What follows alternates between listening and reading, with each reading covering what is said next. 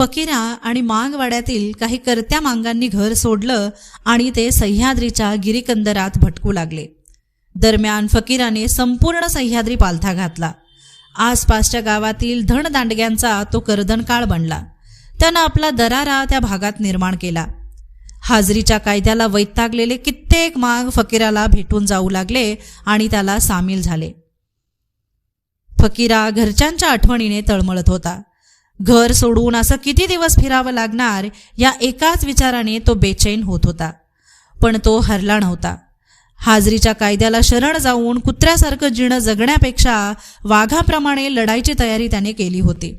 मधून मधून कोणीतरी घराकडे जाऊन ख्याली खुशाली विचारत असे आणि आपलीही कळवून येत असे। असाच एके दिवशी घमांडी घराकडे गेला असता त्याच्याबरोबर बेडसगावच्या भिवा मांगाला घेऊन आला। भिवा फकीराला पहिल्यांदाच पाहत होता। तो फकीराला बघून चकित झाला।